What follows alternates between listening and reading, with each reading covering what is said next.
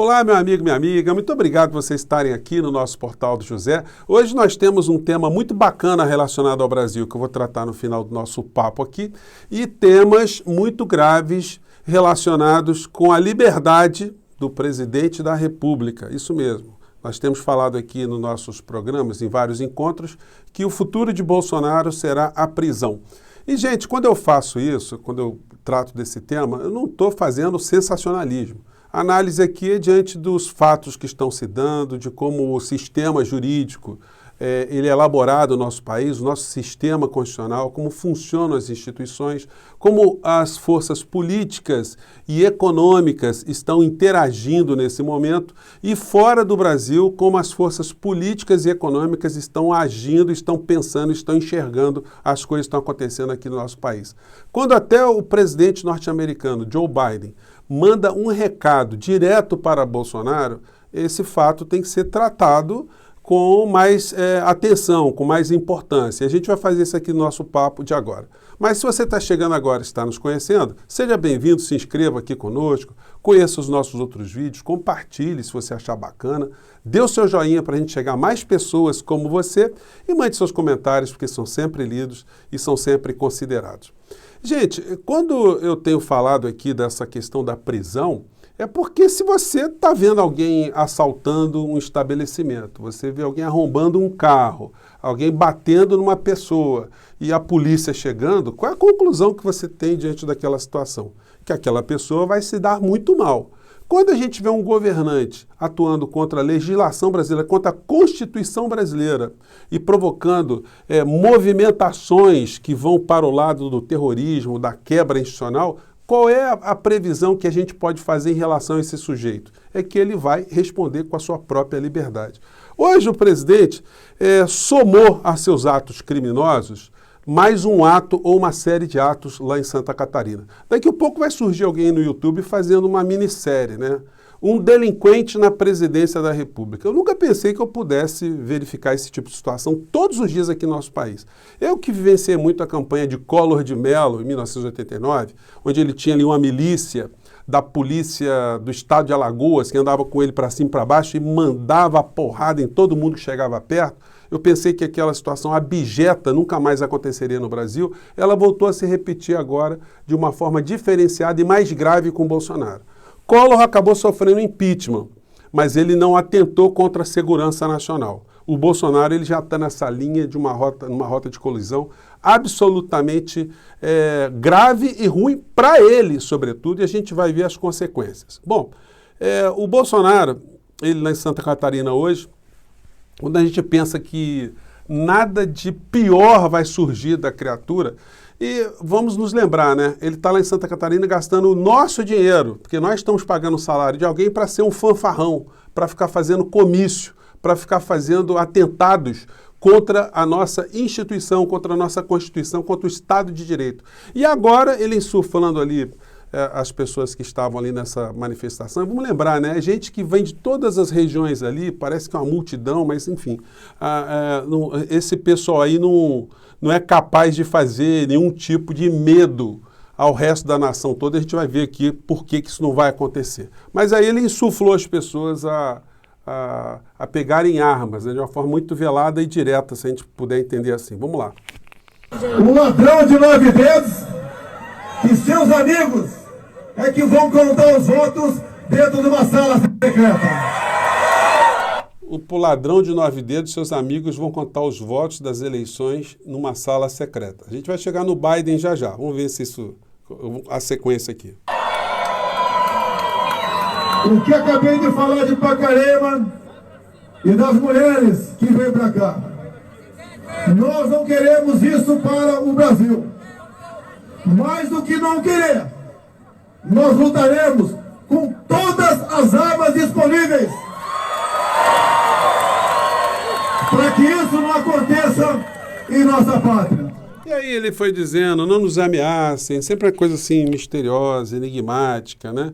Só que, por conta do que está acontecendo, está sendo reportado por grupos econômicos aqui no Brasil, para fora, e a visão que o governo americano está tendo do Brasil, a gente pode concluir que eles estão enxergando o Bolsonaro como uma espécie de cão vira-lata banguelo, que está latindo muito, mas não tem capacidade para morder por conta própria, a não ser que ele arrebanhasse ao seu redor outros animais com dentes para poder fazer alguma coisa contra a nossa integridade institucional, nossa república, nossa Constituição, que com todos os defeitos que nós temos, é a que garante a gente ter um mínimo de normalidade, a gente pensar em fazer modificações, alterações para a gente ter um país melhor, um país mais digno, um país com futuro. A balbúrdia não interessa a ninguém. Pelo menos as pessoas que têm muito dinheiro investido aqui no Brasil, eles estão reportando aos Estados Unidos, às empresas norte-americanas, que nós estamos vivenciando essa situação com algum tremor interno. E aí a gente teve a visita de um enviado do presidente Biden aqui no Brasil. A matéria diz: Estados Unidos disseram a Bolsonaro que urnas do Brasil são justas. Sabe o que significa isso, gente? É que eles reconhecem o nosso sistema eleitoral. E qualquer tipo de perturbação que dê um resultado diferente do nosso sistema não vai ser admitido, não será admitido. Assessor de Biden manifestou preocupação com tentativas de desacreditar pleito. A matéria diz: o assessor de Segurança Nacional dos Estados Unidos, Jake Sullivan, afirmou em conversa com o presidente Jair Bolsonaro nesta quinta-feira que o governo americano acredita que as instituições brasileiras são fortes e podem conduzir eleições livres e justas com o sistema eleitoral atual. Gente, é o secretário de Segurança Nacional dos Estados Unidos da América que veio até aqui para dar esse recado ao Bolsonaro. Gente, vamos lembrar que Biden foi eleito nos Estados Unidos enfrentando uma espécie de Bolsonaro também, né? Aliás, o mentor de Bolsonaro no plano político, que foi o Trump, em eleições bastante tumultuadas, onde Trump fazia o discurso de Bolsonaro contra o sistema eleitoral norte-americano, que tem muito mais falhas do que o nosso, mas é o sistema que eles têm lá. E Biden advogou o tempo todo pelo respeito às instituições, o respeito ao sistema eleitoral deles lá. Então, como é que o governo de Biden, que foi eleito dentro dessa situação, e foi eleito também defendendo uma série de plataformas ambientais, climáticas, de direitos humanos, como é que eles vão defender alguma coisa contrária a tudo isso que eles fizeram por lá, ou que inspirou eleitores a votarem em Biden para isso?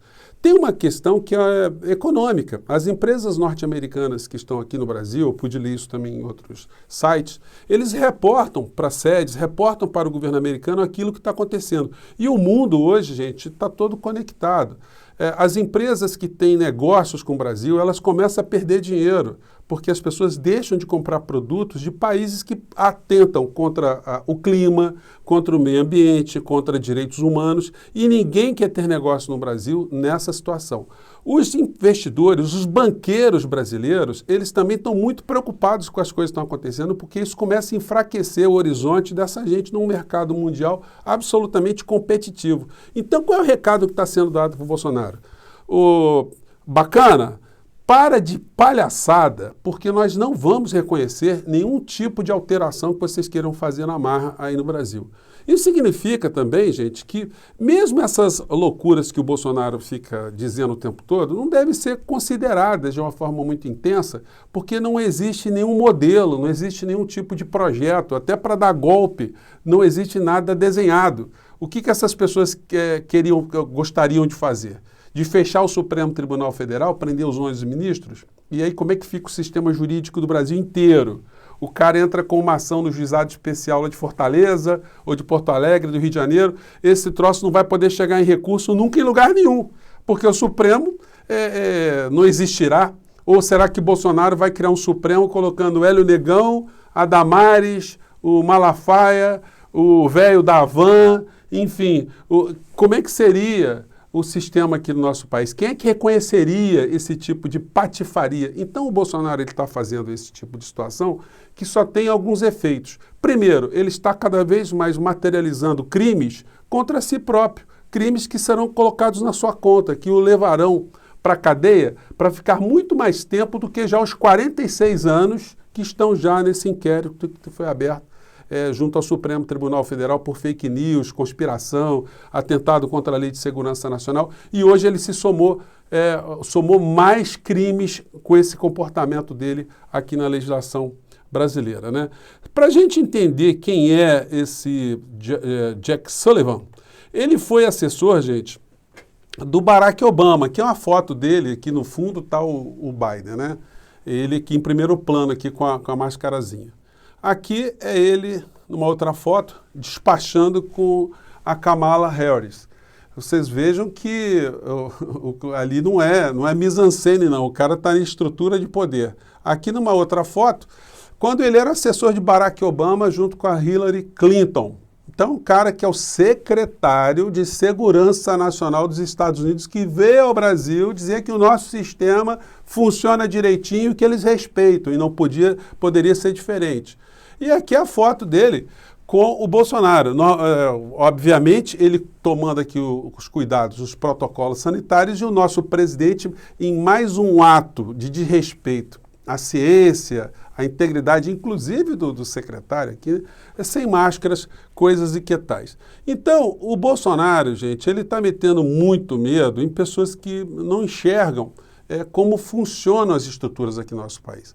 Por mais que o Augusto Aras esteja fazendo papel de cego no meio dessa história, não queira processar o Bolsonaro, isso vai apenas acarretar também para Augusto Aras uma responsabilização criminal.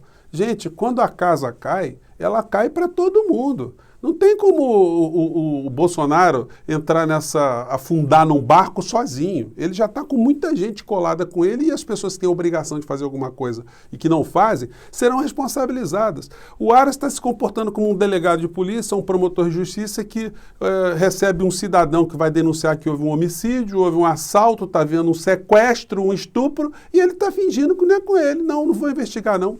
O estuprador, o assassino, o criminoso é meu amigo, foi ele que me deu o cargo aqui. Está mais ou menos assim no português claro. E aí, gente, como nem tudo a gente deve considerar uma catástrofe aqui no nosso país, a gente fica muito orgulhoso, quem viaja para fora, né, quando a gente vê que tem um brasileiro como Isaquias nos representando, né? Eu acho que é bacana a gente falar nisso, porque o povo brasileiro anda com a autoestima muito abalada. A gente fica, às vezes, envergonhado. Quem vai para fora do Brasil, as pessoas não falam mais que são brasileiros.